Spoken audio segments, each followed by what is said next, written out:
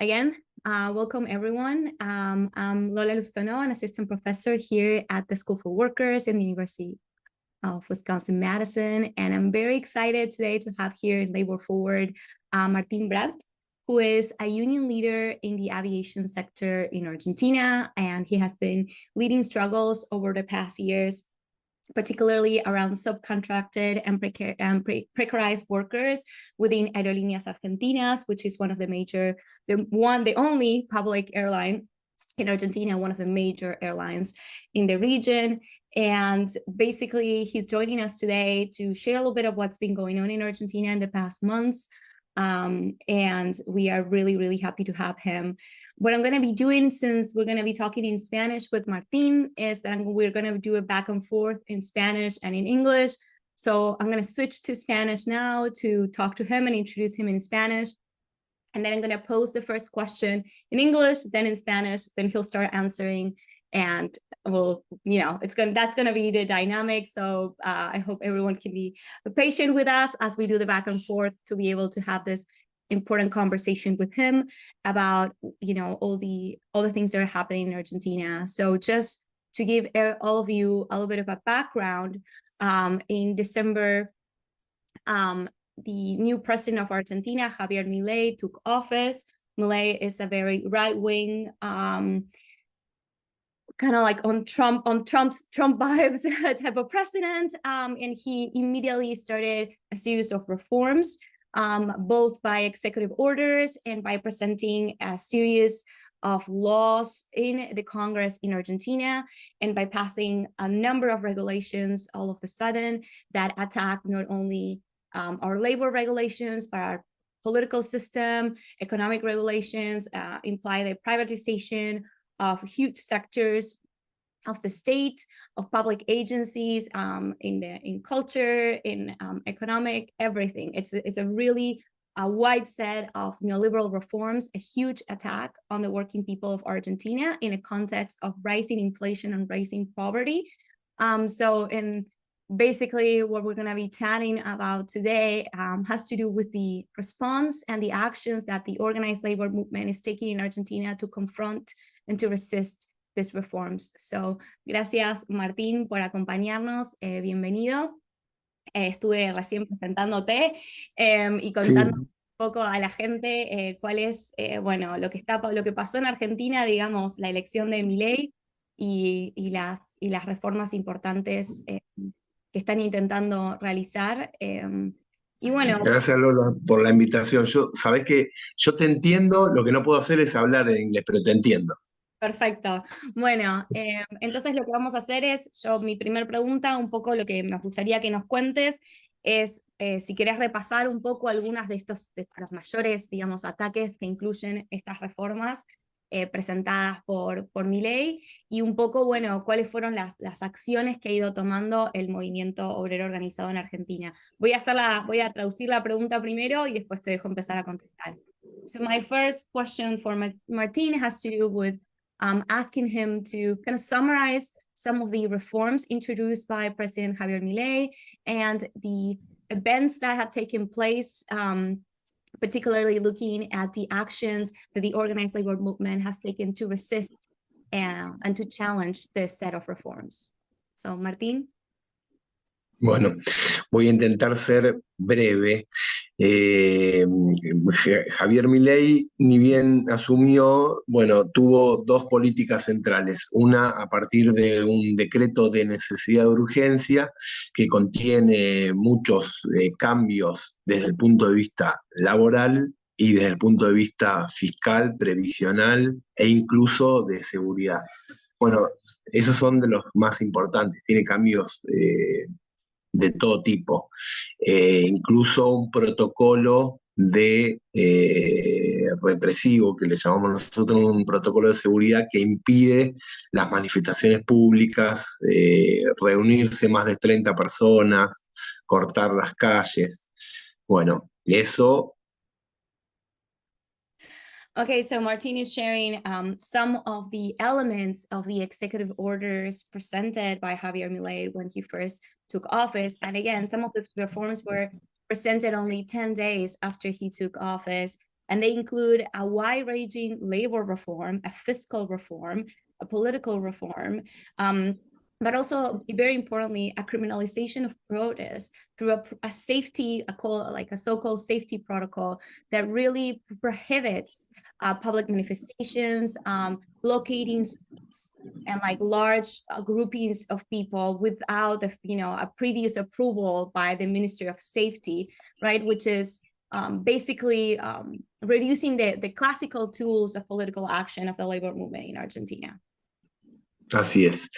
Bueno, la primera acción frente a este atropello fue el 20 de diciembre, 10 días después, como vos decías, después de que asuma Javier Milei. Ese 20 de diciembre es la acción a la Plaza Mayo de los sectores de la izquierda y el sindicalismo combativo. Yo soy parte de una comisión interna de los talizados, que somos 900 trabajadores en Aeroparque y 900 en Ezeiza, que somos parte de ese sindicalismo combativo que es oposición a las direcciones tradicionales del movimiento obrero que llevan 70 años en el poder. Ese 20 de diciembre se... Voy a traducir esto rápido. Okay, so what Martin is saying, that the first action that took place happened on December 20th, as I was saying, just 10 days after Milei took office, in which the more radical sector of the labor movement, without the support or the help of like the big organized labor movement, kind of like the more bureaucratized, like long-lasting and established for more than 70 years in power leadership of the labor movement, that one did not participate of this first actions. The first actions were for rank and file, more radical union members that organized and went into the streets to the Plaza de Mayo, which is the central square in Buenos Aires, that first day. Así es. Bueno, ese fue el primer día que se pusimos en juego, digamos, el protocolo de Patricia Bullrich, y se pudo cortar las calles, llegar a la Plaza de Mayo y hacer un acto. Eso intentaron impedirlo, no pudieron impedirlo, y esa misma noche, después de la represión que se vio, salieron en diversos barrios de la capital, en principio, muchos vecinos en apoyo a esa primera manifestación de estos sectores. Eso fue, ese cacerolazo que le llaman en la Argentina, llegó hasta el Congreso y fue la primera acción espontánea contra el gobierno de Milei, que fue el inicio de las asambleas barriales. So what happened was that December 20th, this like more radical sector of the labor movement was in the streets and kind of like in open defiance of this criminalization of protest, of this safety protocol that the government put in place. And although there was repression, people were able to make it into a square, gather and have a rally outside of what la Casa Rosada, right? Outside of it's the White House in Argentina, the equivalent of the White House, right? And that same night, after that act, in response of the repression that people all around Buenos Aires had seen on TV that had taken place on the square, people walked out of their homes spontaneously and gathered in different neighborhoods in Buenos Aires, doing what we call a cacerolazo, which is like using pots and pans to make lots of noise in the streets. And then eventually people walked, this was like at midnight, at 1 a.m. I was actually also there because I happened to be in Argentina. We all walked to again back into the Plaza de Mayo, well, this time El Congreso, right? And to protest in front of the house and make our voice heard, and like kind of like spontaneously resisting those first measures taken by the government. Así es. Bueno, las asambleas barriales junto al movimiento sindical, a partir de ese día se empezaron a organizar. La bronca en los lugares de trabajo fue creciendo porque además de todas estas leyes que el gobierno intenta imponer, hay una inflación creciente con salarios cada vez más a la baja y la pobreza está en aumento muy acelerado. Eso dio lugar a que el 24 de enero, un mes después, las CGT, las centrales sindicales más importantes del país, tuvieran que llamar a un paro nacional. Previo a ese paro nacional, el 20 de enero, el 20 de enero, no, bueno, ya no recuerdo las fechas, pero fue previo al paro nacional, hicieron una marcha una manifestación a los tribunales donde querían que vayan solo los delegados. Fueron alrededor de 30.000 personas. Eso fue muy grande, que también fue parte de lo que después fue el inicio de este paro nacional del 24 de enero. No sé si lo dije medio... No, eso fue perfecto. Okay, so yeah, so what starts happening is we see what Martin is sharing is that we see a combination of assemblies in neighborhoods that kind of started with this first spontaneous action December 20th, and in combination, like the people participating in this like neighborhood assemblies with the labor movement, right? They start like building up like a mobilization, and we need to also understand that Argentina is going through very intense inflationary situation in which there's constant rising of prices and a constant losing of purchasing power of worker salaries, right? And a intense growth of poverty, a very accelerated process in the growth of poverty, which last numbers that I've heard were putting folks living below the poverty line in Argentina in 40% almost. So in this context, what we see is finally for January 24th, so we're talking about almost a month later, we have the actual, the more established labor movement called for a national strike, a 12-hour national strike that took place on January 24th. And what did you see, Martín, there? ¿Qué viste el 24 de enero?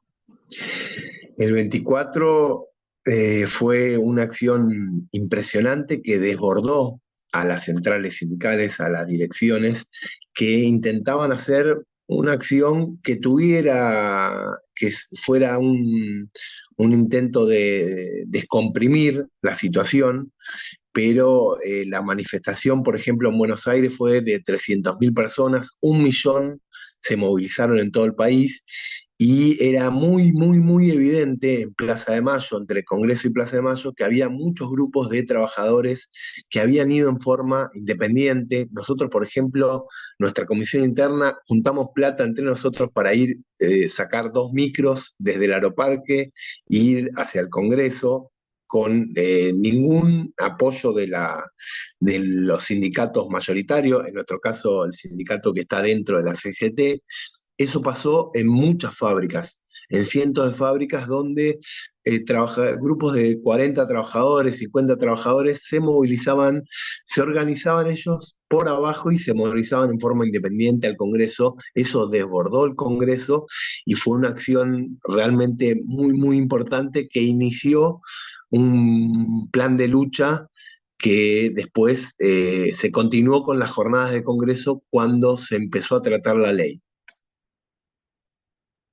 So Martin is sharing a little bit of what we saw that January 24th, that I also happened to be in Buenos Aires and was able to participate.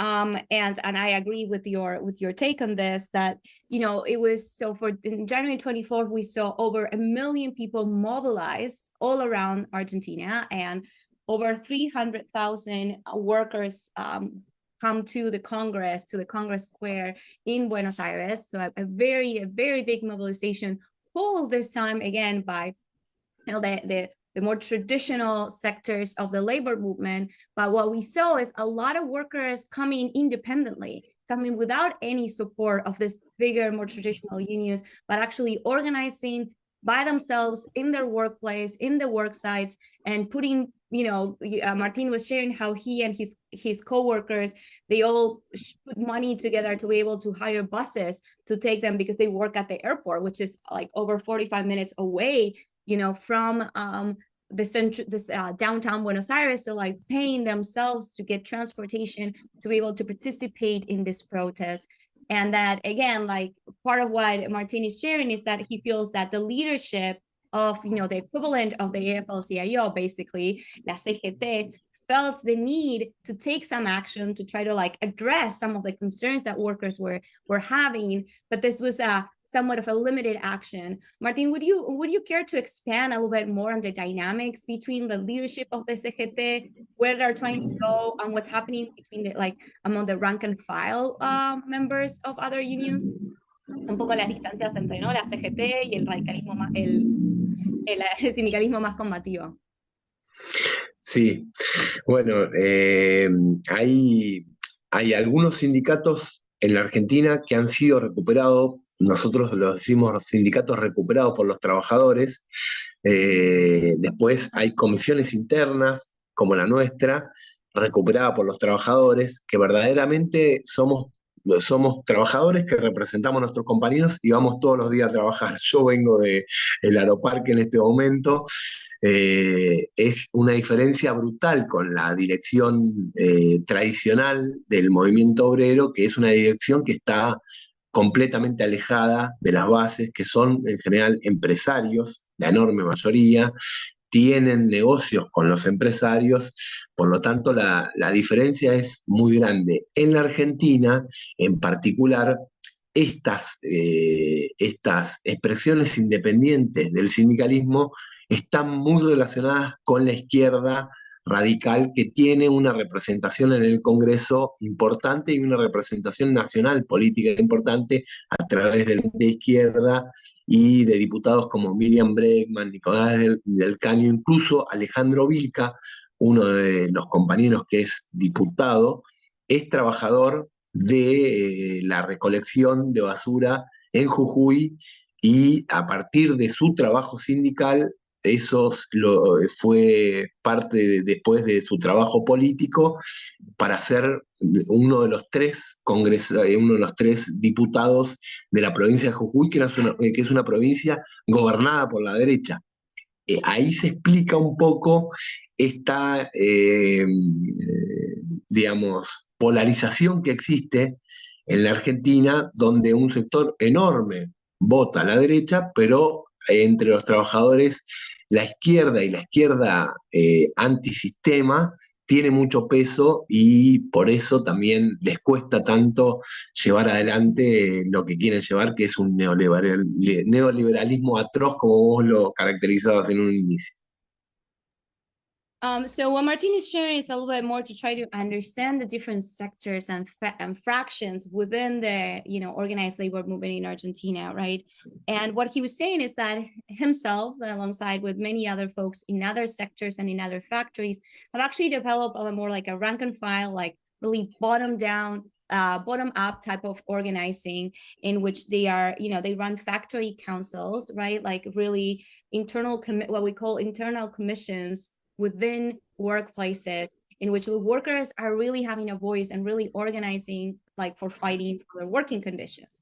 And that what comes out of that kind of like very rank and file movement is pretty detached, or it's in opposition, actually, right, from the leadership of the CGT, right, of this like the General Confederation of Workers, which is our big labor federation, and where a lot of the leadership are really not workers at all anymore, right? And they are actually don't, have a lot of distance, a lot of disconnect from what's happening in workplaces, what's happening to workers.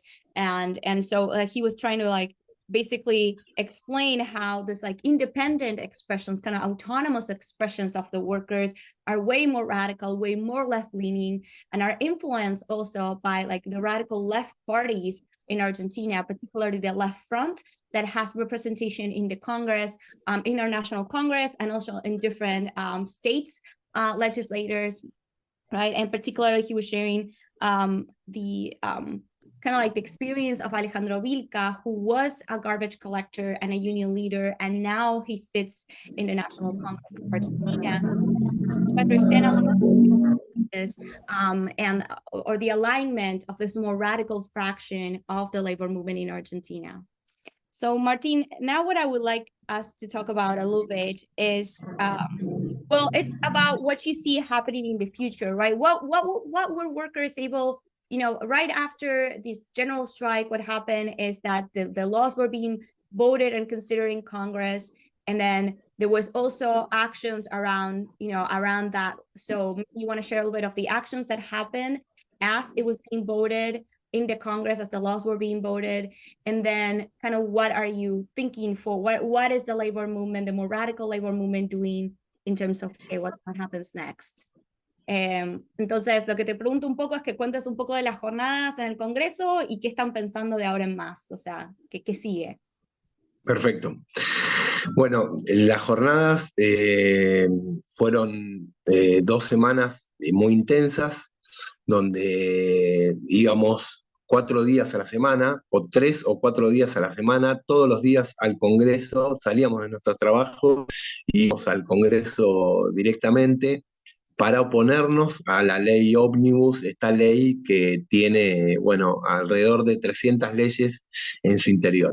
Esa ley cayó después de represiones intensas, donde tuvimos incluso compañeros abogados, defensores de derechos humanos con pérdida de ojo en la represión, y muchos compañeros, trabajadores nuestros, compañeros que han sido hospitalizados. En esas jornadas surgieron, por ejemplo, la posta de salud, que son compañeros de salud y médicos y enfermeros y estudiantes de medicina que apoyaban a la manifestación en la retaguardia de la columna para bueno, atender a todos los heridos, que eran cientos y cientos en cada una de las jornadas. Después de que bueno, se caiga la ley ómnibus, el gobierno no puede seguir a través del Congreso, pero el ataque a los trabajadores se da por distintas circunstancias, por ejemplo, los tarifazos y los aumentos de transporte y de todos los servicios. So what Martin is sharing is, right, like after that general strike, the law was being, this like law, which is a combination of laws, right? It's a law that is modifying over 300 laws in Argentina, and actually like modifies even part of the constitution in some ways. So this law was being treated in Congress, and what workers did is for over 2 weeks, they were going almost every day, 3-4 times a week, right after work, directly to the Congress to protest right outside. And there was brutal repression in the hands of the government. It was so brutal that even like human rights lawyers got seriously injured, some of them losing their sight because of the rubber bullets used by the police to repress. And that's when something started, that health workers started organizing like health and safety like posts at the rear end of the protest, basically to be able to attend the more than hundreds of workers that were being injured by the police as they were just, you know, basically expressing their defiance to these terrible reforms. So another thing that happened, so after 2 weeks of this like intense repression and protest, actually the law did not pass, and it went back basically to what is called discussion in commission or whatever, like something that made it go back to step 1 of the treatment of that law. So it was not, the government was not able to pass the law, mainly because of the intensity of the protest. And then what they continue doing, another way in which the government has continued to, make movement over the rights of workers, this time is through economic regulations that have included the huge cases it imposes transportation for workers, which again has like an immediate impact on workers' ability to make to the workplace and to make ends meet in general, right? Like we're talking about 400, 500% raises in transportation costs for most workers. So Martin, so what happens next? What's coming? ¿Qué viene ahora? Bueno, parte de lo que vimos ahora es parte de lo que va a venir. Eh, en muchos lugares de trabajo, la organización es muy difícil porque lo que nosotros llamamos la burocracia sindical junto a la patronal tiene una dictadura muy grande. Entonces, mucha de esa gente se organizó en estas asambleas barriales que surgieron a partir del 20 de diciembre.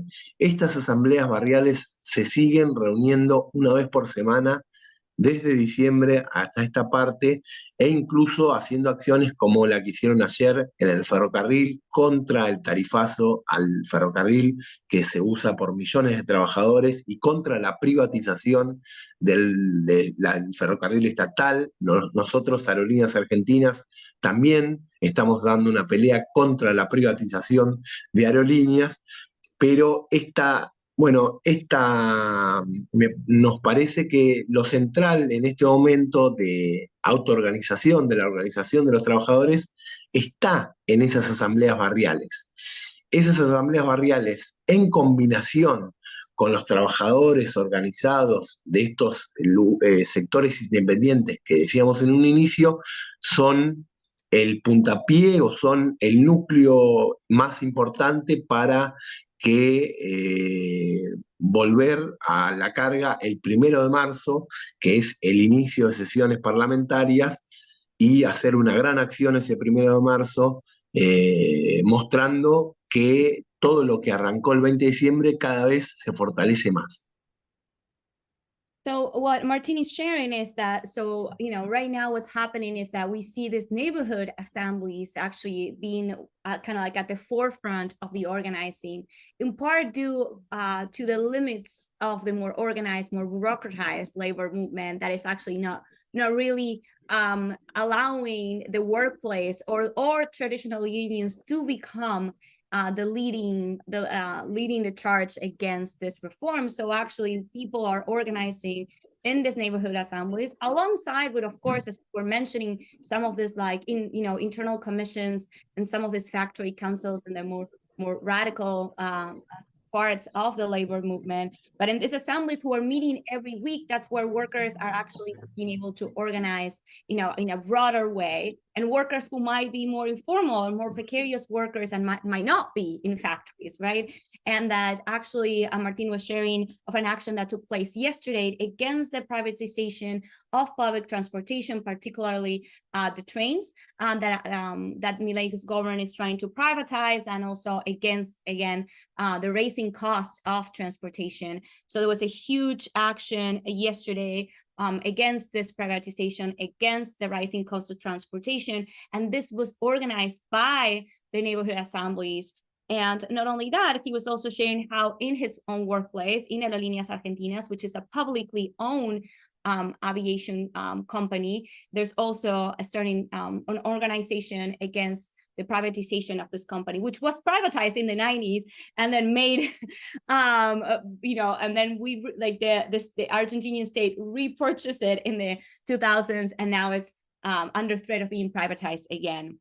So what he's saying now is that on March 1st, the Congress starts it's what is called the traditional sessions, right? So before, and that day, March 1st, they're expecting a huge mobilization to ensure that if the law starts being treated again in the ordinary sessions of the Congress, there's from the start a huge show of the resistance that the organized labor movement and the organized workers in these neighborhood assemblies that are voicing their resistance to these laws. So Martin, I just want to open it up. I know I saw one question in the chat and maybe there's another one. So I'm just going to read those questions to you and see if we are able to answer that, if that works for you. Así que voy a leer. Hay una pregunta, Nindy pregunta si fue cierto que hubo represiones económicas para las organizaciones que fueron partes de las primeras protestas. Creo que ella se refiere un poco a esta idea de que le iban a sacar los planes a las personas. I'm just going to say this in English very quickly. So Nini is asking if there were also economic forms of repression to those organizations and to those workers that participated in the protest. Sí. El gobierno lo que hizo fue en un inicio hacer multas millonarias, por ejemplo, a las organizaciones de izquierda que participamos el 20 de diciembre y a los y amenazó a todos los movimientos sociales de quitarles los planes sociales, que es en la Argentina un,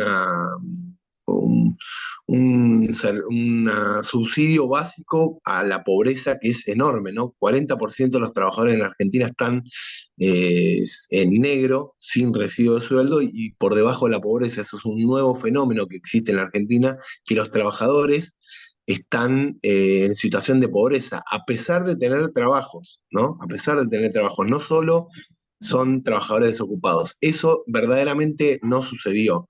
Es parte de la simbología del gobierno para su propia base, esa base que sí que compró esa idea de que el problema de la Argentina era los vagos, o eran los sindicatos, o eran los trabajadores que no querían o que tenían muchos privilegios, ¿no? Bueno, eso es una idea verdaderamente que tiene poco sustento, pero que es parte, bueno, incluso de muchos trabajadores que no tienen derechos, han comprado esa idea, ¿no? Por eso el gobierno de Milei intenta mantener esa simbología, pero verdaderamente no se lleva adelante porque no tienen la relación de fuerzas para hacerlo. O sea, las condiciones sociales y políticas en la Argentina no permiten hasta ahora que el gobierno avance de esa forma porque no hay una derrota del movimiento obrero y del conjunto tan grande, y eso es lo que se mostró hasta este momento.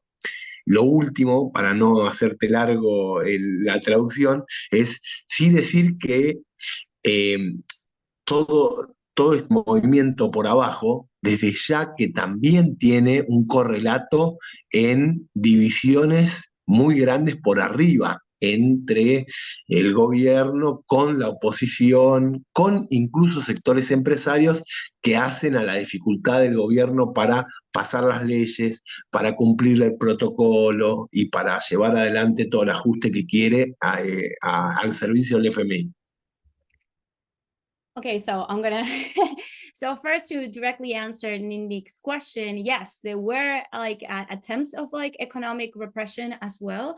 So basically what the government said that they would do, they actually fined a lot of leftist organizations and a lot of workers organizations for participating in those first actions. And then the threat that, as far as I know, hasn't come to fruition, and I think Martin would agree with this, the threat was that anyone who was participating in was a recipient of any welfare subsidy would lose that welfare subsidy if they participated in a protest. And this is just to add something to what Martin was saying. It was really shocking to see signs on huge train stations in which the day of the protest, in which the government was encouraging workers to basically denounce their co-workers if they were participating in the protest or if they were being asked to participate in the protest. So basically they were being told, like, if you see anyone trying to participate in the protest, call us and we'll protect you and we'll protect your benefits, right? Which is, again, like this very Orwellian thing that it was very shocking to a lot of us to see that. And we even saw policemen going into buses that were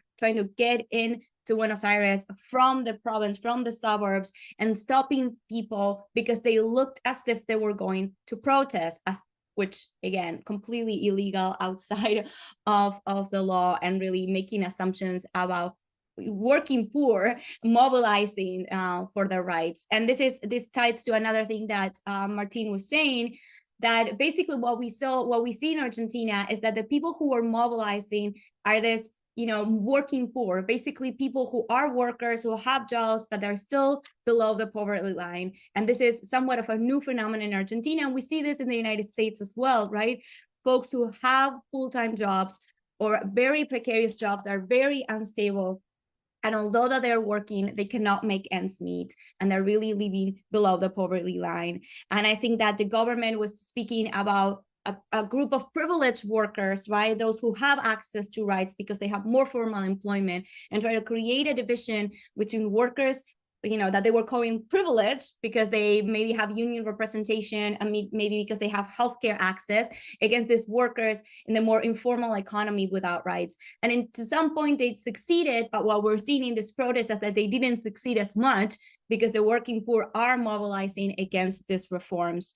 And the last thing that, you know, and that the labor movement in Argentina, it's not defeated, it's still very strong, and that's why it can oppose these measures as it has been doing, despite the differences between the more radical sectors of the labor movement and the more bureaucratized, not so radical sectors of the labor movement.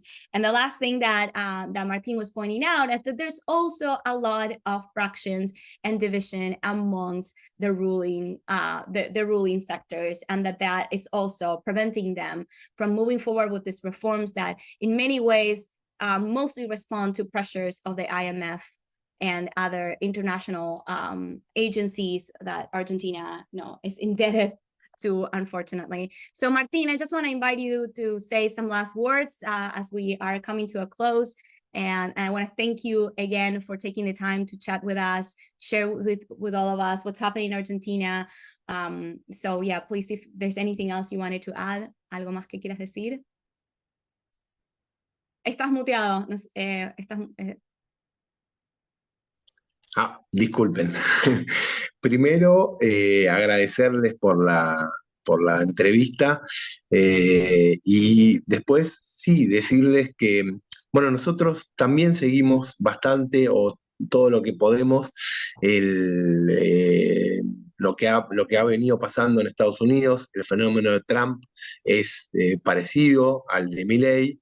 Y los trabajadores, por ejemplo, el intento de empezar a fundar sindicatos en lugares como Amazon, o muchos lugares como los Teamster, que no tenían representación sindical. En la Argentina es diferente porque existe una representación sindical mucho más fuerte, pero creo que en distintos niveles es parte de las respuestas que da el movimiento obrero en el mundo entero frente a estas políticas que son verdaderamente ofensivas, que intentan retroceder 100 años de conquistas de la clase obrera, que son internacionales y que en distintas dinámicas se dan en toda Latinoamérica, con las rebeliones en Chile, en Ecuador, en Bolivia.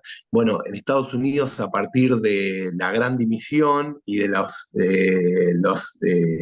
estos nuevos sindicatos que se generan, también de muchos trabajadores, por ejemplo, migrantes, que son muy precarizados. Nosotros conocemos de eso y creemos que desde muchos puntos de vista nos unen hilos de continuidad, hilos de una pelea en común con esos trabajadores en todo el mundo. Así que espero que esto, que es parte de algo que recién comienza y que va a continuar mucho, sea también una experiencia que le pueda servir al resto de los trabajadores como en Estados Unidos, y que sus experiencias también nos sirvan a nosotros para poder avanzar en lo que necesitamos, que es un mundo al servicio de la sociedad, de las necesidades de las grandes mayorías. Bueno, Martin, gracias de nuevo. Voy a traducirte rápido. So Martin is thanking us for the space to chat about what's happening in Argentina. And I think what he says is so important. He's talking about how in Argentina, they're also paying attention to what's happening here in the United States, all the connections of what we see with Javier Milei and Donald Trump, and the movements that they actually, that they're leading, and this overall attack, a global attack on the working class that is trying to take us back almost 100 years, like 100 years of rights that we have collectively won. And what he's saying is that, although things are different in terms of like union density in Argentina and the United States, but that he sees what's happening also here as workers try to organize in Amazon, in Starbucks, in new places, in new ways, how migrant workers are trying to organize despite their precarity here in the United States, and that we all need to be learning from each other, and that he hopes that the experience of what workers are doing in Argentina to resist these attacks, these reforms, is helpful and to workers here in the United States in the same ways that the experiences of workers in the United States are helpful and important to workers in Argentina.